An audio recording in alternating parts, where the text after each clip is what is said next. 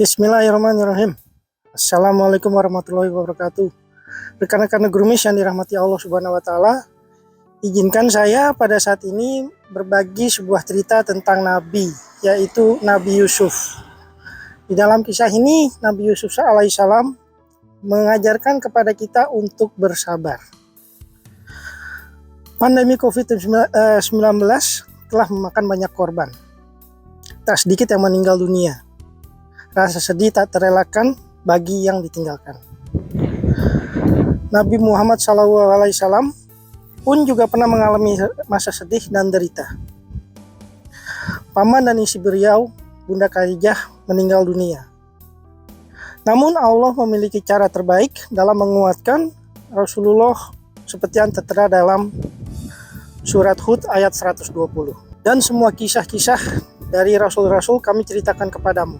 Ialah kisah-kisah yang dengannya kami teguhkan hatimu, dan dalam surat ini telah datang kepadamu kebenaran serta pengajaran dan peringatan bagi orang-orang yang beriman.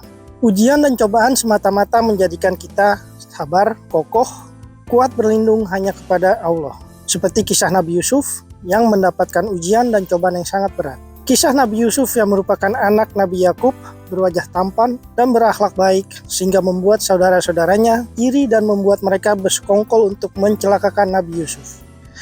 Singkat cerita, Nabi Yusuf dimasukkan ke dalam sumur oleh saudaranya, dan saudara-saudara Nabi Yusuf pulang dan menyampaikan kepada Nabi Yakub bahwa Nabi Yusuf dimakan serigala. Di dalam surat At-Takhabun ayat 11 tertulis, tidak ada suatu musibah pun yang menimpa seseorang kecuali dengan izin Allah. Dan barang siapa yang beriman kepada Allah, niscaya dia akan memberi petunjuk kepada hatinya. Dan Allah Maha mengetahui segala sesuatu. Surat Al-Baqarah ayat 153 juga menyatakan, hai orang-orang yang beriman, jadikanlah sabar dan sholat sebagai penolongmu. Sesungguhnya Allah beserta orang-orang yang sabar. Niat jahat saudara-saudara Nabi Yusuf itu berawal dari mimpi beliau, yaitu pada suatu malam ketika Nabi Yusuf masih kecil, ia bermimpi dengan mimpi yang menakjubkan. Ia bermimpi melihat 11 bintang, matahari dan bulan bersujud kepadanya. Ketika ia bangun, makanya ia langsung mendatangi ayahnya Nabi Yakub alaihissalam. Ketika Nabi Yusuf menceritakan mimpinya itu, ayahnya pun langsung memahami arti takwilnya dan bahwa akan terjadi pada anaknya sesuatu yang sangat besar.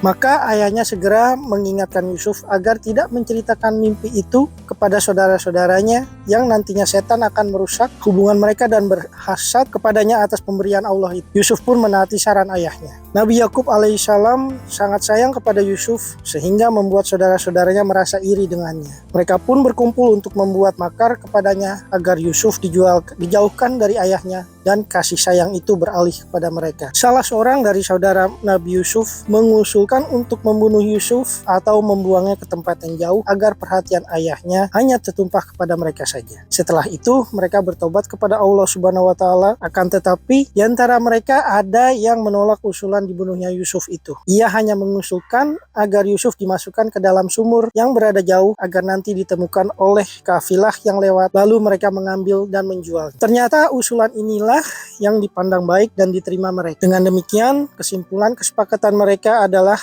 hendaknya Yusuf diasingkan dan dijauhkan dari tengah-tengah mereka. Mulailah mereka berpikir bagaimana caranya agar rencana mereka itu dapat terlaksana dengan baik. Setelah itu, mereka pun menemukan caranya. Mereka pun datang kepada ayah mereka dan berkata, wahai ayah, apa sebabnya kamu tidak mempercayai kami terhadap Yusuf? Padahal sesungguhnya kami adalah orang-orang yang menginginkan kebaikan untuknya. Biarkanlah dia pergi bersama kami besok pagi, agar dia dapat bersenang-senang dan dapat bermain-main, dan sesungguhnya kami pasti akan menjaga. Nabi Yakub kemudian berkata, sesungguhnya kepergian kamu dengan Yusuf sangat menyedihkan, dan aku khawatir kalau dia dimakan serigala, sedangkan kamu lengah darinya. Mereka pun menjawab, jika ia benar-benar dimakan serigala, sedangkan kami golongan yang kuat, sesungguhnya kami kalau demikian adalah orang-orang yang rugi. Maka pada pagi hari, mereka keluar membawa Nabi Yusuf kecil ke gurun sambil mengembala domba-domba mereka, kambing-kambing mereka. Setelah mereka berada jauh dari ayah mereka, maka mulailah mereka melakukan rencana itu. Mereka berjalan hingga tiba di sumur, lalu mereka melepas baju Yusuf dan melempar Yusuf ke dalamnya. Ketika itu Allah mewahyukan Nabi Yusuf, "Sesungguhnya kamu akan menceritakan kepada mereka perbuatan mereka ini, sedang mereka tidak ingat lagi." Seperti tertulis dalam surat Yusuf ayat 15. Setelah mereka berhasil memasukkan Yusuf ke sumur, maka mereka berpikir kembali tentang apa yang akan mereka katakan nanti di hadapan ayah mereka ketika ayahnya bertanya tentang Yusuf. Hingga akhirnya mereka sepakat untuk mengatakan bahwa seekor serigala memakannya, dan untuk menguatkan pernyataan itu, mereka sembelih seekor kambing, lalu darahnya mereka lumuri ke baju Yusuf. Di malam hari, mereka pun pulang menemui ayahnya dalam keadaan pura-pura menangis. Nabi Yakub pun melihat mereka dan ternyata Yusuf tidak ada di tengah-tengah mereka. Lalu mereka memberitahukan secara dusta bahwa ketika mereka pergi untuk berlomba-lomba dan mereka tinggalkan Yusuf di barang-barangnya, lalu di Yusuf dimakan serigala.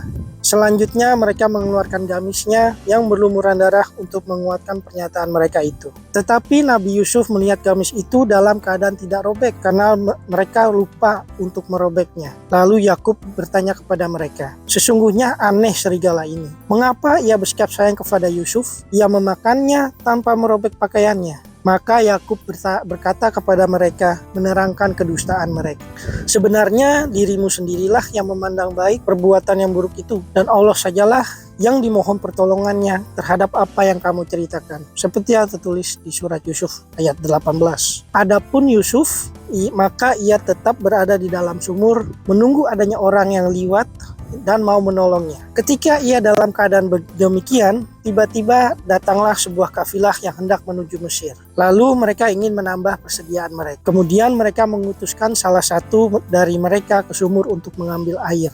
Ketika ia menurunkan timbanya, maka Yusuf bergantung kepadanya. Lalu orang itu melihat ke isi sumur, ternyata dilihatnya seorang anak muda yang tampan berpegangan dengannya. Orang ini pun merasa senang dan memberitahukan kepada kawan-kawannya yang lain. Lalu mereka mengeluarkan Yusuf dan membawanya bersama mereka menuju Mesir untuk dijual. Pada suatu hari, Al-Aziz berkeliling di pasar untuk membeli seorang anak buat dirinya, karena ia tidak punya anak. Kemudian kafilah itu menawarkan Yusuf kepadanya, lalu Raja Al-Aziz membelinya dengan harga beberapa dirham saja. Kemudian Al-Aziz pulang kepada istrinya dalam keadaan senang karena sudah membeli seorang anak. Ia juga menyuruh istrinya memuliakan anak tersebut dan berbuat baik kepadanya. Mungkin saja ia dapat bermanfaat bagi keduanya atau dijadikan sebagai anak angkat.